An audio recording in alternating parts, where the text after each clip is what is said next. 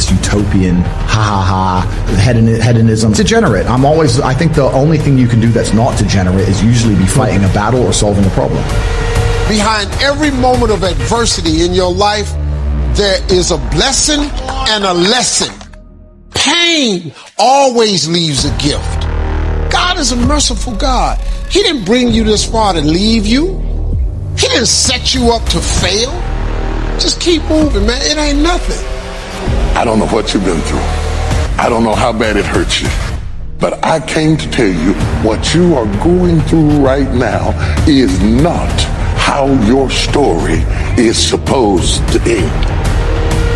I swear to you, gentlemen, if you make sure that your actions, your intention, your will, and your thoughts is true, the world is absolutely and utterly open for your complete conquest. It is easy to become rich. It's easy to have beautiful females. It's easy to have any car you want, go anywhere you want. Nobody's going to mess with you. You're going to become ultimately powerful.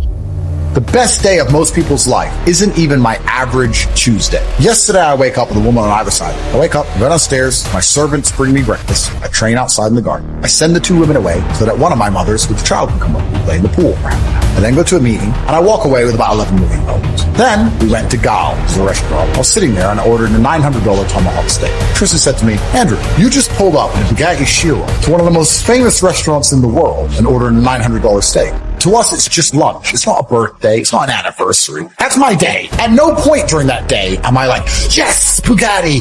Yes, women. Yes, money. The smartest thing rich people ever did was come along and say to all the poor people, money doesn't make you happy. Don't worry, I'll keep all the money because it doesn't make you happy. You ever seen a rich man give his money away? No, they say money doesn't make you happy. You keep slaving away for minimum wage. I'll stay over here a millionaire, but I'm not happy, so don't worry. Don't be jealous. Bollocks. But don't worry, I think God has a plan for you. You should be trying your absolute best to get rich all of the time. And all of those lessons that will come with all the suffering and the difficulty will be amplified by the time you're a multimillionaire and you'll become the best version of yourself. That's how you become a top G. Guys, money is easy. Women are easy. The life you want is easy. All you have to do is fall in love with the work. Fall in love with being good at doing your work, getting it done, never missing a day. Because the easiest way to make sure you never miss a lucky day is to try every single day. Then you're never going to miss any lucky days, and you're going to realize it wasn't actually that difficult. All it took was consistency, never being lazy, and doing everything I'm supposed to do properly. You're going to get exactly what you deserve in life. From women, financially, luck. You get the luck you deserve. If you try your very best in all things, and you pray, and you're really thankful to God, and you say thank you all the time, you start to become very lucky. You get the luck you deserve when you try. Competence is extremely important. That's the masculine world. Don't let losers and brokies sit and say to you, oh, all our graves are the same, it doesn't matter. No, it does matter. You were not born to suffer and die without being remembered or leaving a mark on this planet. You were born to do something great and to be remembered. Your bloodline becomes synonymous with competence and capability. That's why you were born. Don't be confused. You don't want to flex asininities. You want to flex capabilities. Look what I can do, which others cannot do. And respect often lies on the other side of fear. If there's a decision that everybody's afraid to do, but you do it, that is what's going to get you respected by your peers. So you've made $100,000. You're still poor. That's nothing. It is my cigar bill for a month. You need to compare yourself always and constantly to somebody who is outperforming you. This is what they teach inside of common pop psychology classes. Yeah, and take the small success and be happy with it. And that's not what you should do. The fact you could have a little tiny success and quit shows that there's something wrong with your mentality and your firmware in the first place. I don't consider myself successful. All I do is work. I work 7 days a week. So I don't understand this mindset. And you see a lot of people do it, right? They'll say, oh yeah, I had a really great week and I made some money and now I'm in Costa Rica. You're never going to win that way. The kind of people who become truly rich are the people who work every day no matter what, which is why all of the people who are truly rich are workaholics, because it's the only way to really get there. You need to fall in love with being happy with yourself for how hard you've dedicated yourself to a task. Relaxing is probably the most boring thing you can possibly say for me to do. Say, Andrew, do you want to go relax? I say, what do I do? Stare at a wall? I don't want to relax. I walk to work. That's all I want to do is work. If I just relax, nothing's been achieved, so I don't see the point of it. It doesn't even relax me. In fact, it makes me very anxious. Burning out is probably the best thing that can happen to a man. I don't understand all of this. I need to be in mint condition. I need to recover. I need to heal. I've had a hard few weeks. I need to, get back on my feet and take my time with things and go to the spa and get a pedicure and a manicure.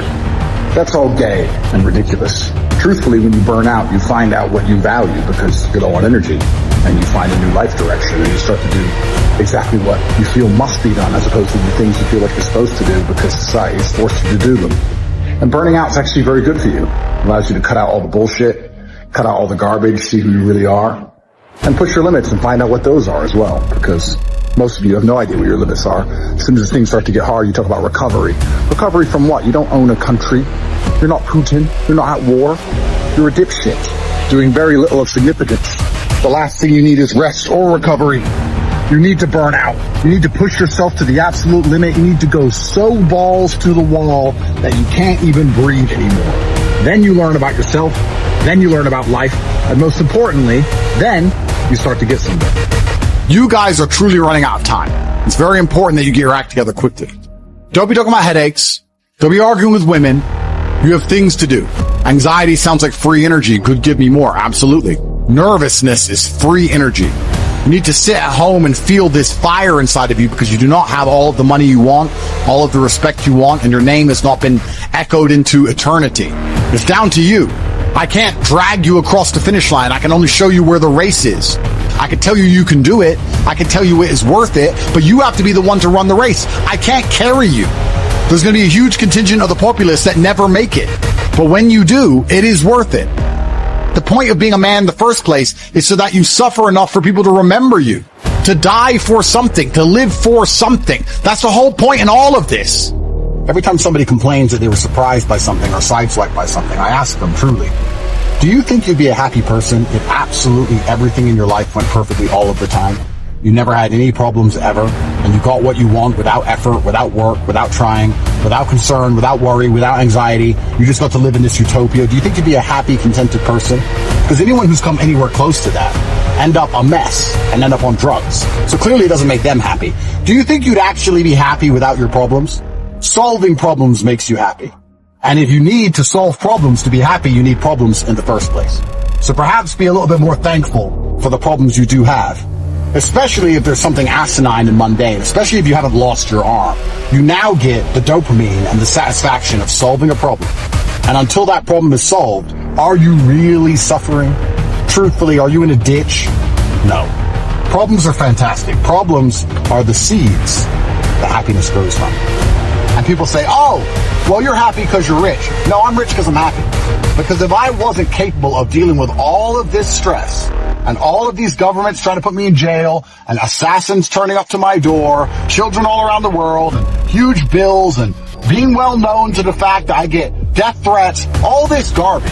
If I couldn't deal with all this, I wouldn't be able to make money. So I'm not happy because I'm rich. I'm rich because I can stay happy irregardless of the things that happen to me. And I can do that because I can control my own mind. I promise you, I decide when I'm happy. And I smile, and the chemicals are released in my brain. I still have control over my innate technology given to me by God, and I'm happy. Your success in life is directly correlated to the amount of stress you can deal with, and this is true. When you look at cars or you look at jets or any of these things, how fast they can go is directly correlated to how much air is going to be pushing against them. The more successful you become, the more the opposite force is going to push against you. And most people get to a certain level and go, okay, that opposite force is too much. I mean, if you have the mentality that you're born to suffer, I think you'll be pretty good at things. If you're born with the mentality that nobody should suffer, you're always going to be shit at things. I understand I was born to suffer. A lot of people have said to me, you're under stress. Like, how do you deal with it? How do you smile? This is nothing. I was built to suffer. I wake up every day and go, what's on the menu? I'm so used to it.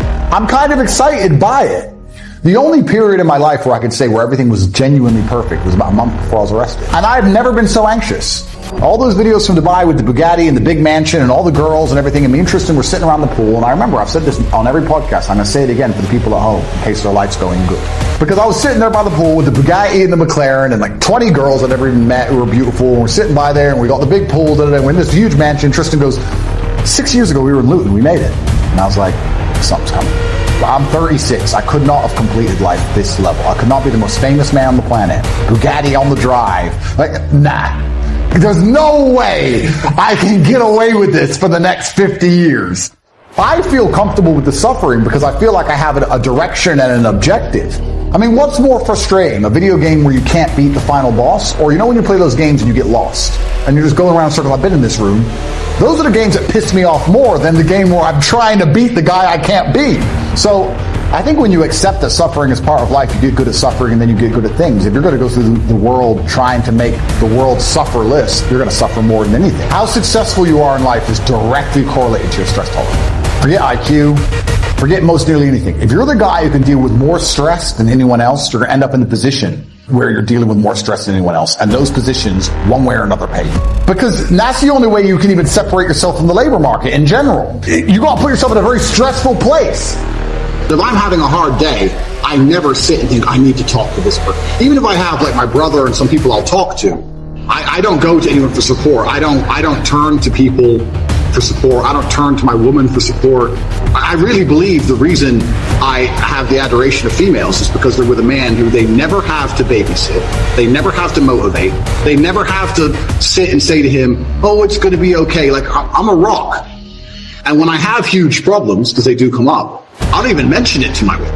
What am I looking for? Sympathy? Sympathy ain't gonna buy me money, ain't gonna put the money in the bank. So what the fuck? Like, I'm a solutions-based man. You tell me who I can talk to about getting my money back, and I'll talk. I don't turn to people for support or comfort.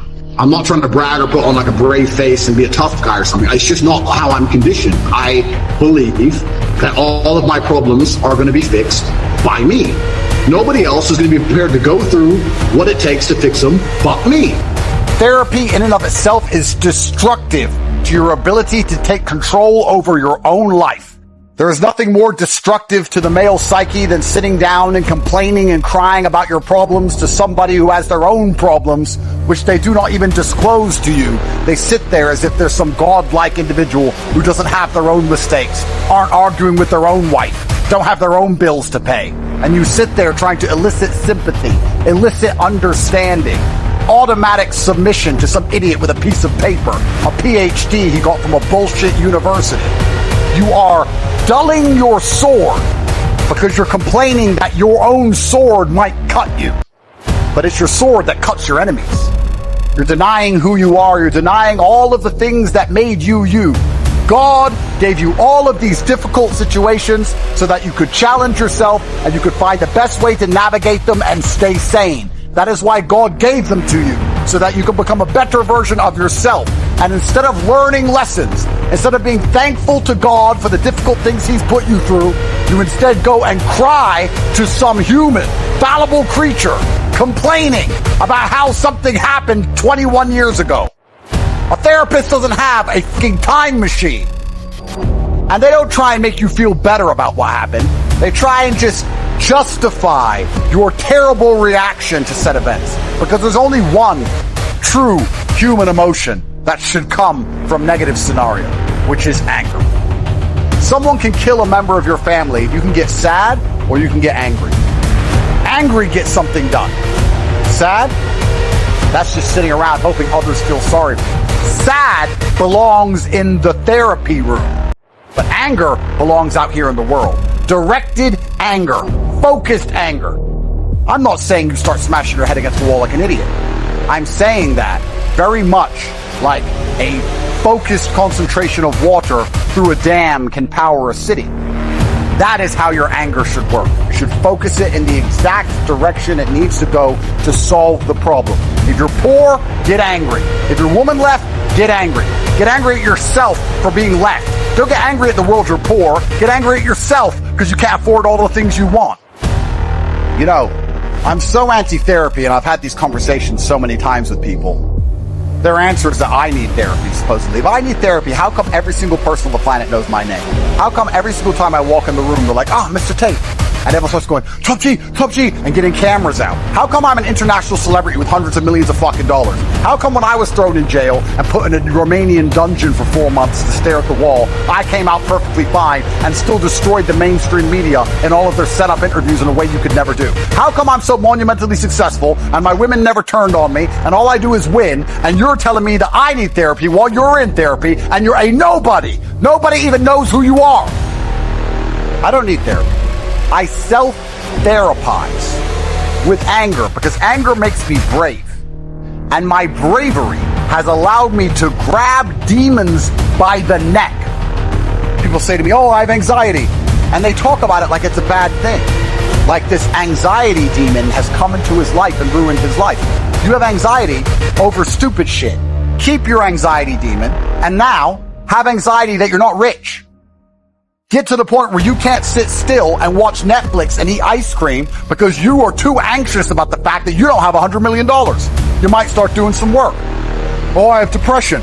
Great, fantastic. I'm glad you have depression because you won't feel depressed on a yacht with 20 supermodels, 300 million in the bank, and a Bugatti waiting for you in the marina. Then you won't feel depressed. So it's a good thing you have depression because you don't have those things, and now you have to get them to feel better, so get to work. I have OCD. You have OCD over dumb shit like arranging your Star Wars figurines. You should have OCD about getting your life in order, about being in the gym on time, about training harder than everyone around you, about getting some money in your bank. You don't have to get rid of these conditions. I would argue that Elon, the man who's putting rockets into space, probably has OCD. That's how he managed to get a rocket into space. And you're saying your OCD prevents you from fucking washing the dishes because you're a fuck and you are a failure. Get out of therapy. I publicly state that I have anxiety. I have governments trying to kill me, getting thrown in and out of jail at random, all of my assets seized, 9 baby mamas, my Jesco's broken, my private jet was clicking on the way here making a strange noise. I know they're trying to kill me anyway. I have anxiety, but I use my anxiety so that I wake up at 6:15 a.m. instantly enraged, getting to work so I win. I grabbed the demon of anxiety by his fucking neck and added him to my legion. He works for me. You have dulled your sword, so you have nothing to threaten the demons with, because you're too busy sitting around in therapy like a little girl. When anxiety turns up, you cower with your little weak, dull sword. I pull my blade and say, you now work for me. By force. I have depression. I have OCD. I have all of it. These demons work for me. They are my army. That is how I've conquered the world. If you're at home complaining, I have OCD, I have anxiety, I have depression, you need to get these demons in check. They are your weapons against mediocrity. Therapists will never tell you that. A therapist will say, oh, we have to get rid of your anxiety. Just bend over, spread your butt cheeks. We're going to get rid of your anxiety. Not a perfect world. It's a world of war and endless combat and chaos. I can only beat my enemies because of all my flaws. It's because of everything that's wrong with me. There's things wrong with me, supposedly. Well, all of those things work for me.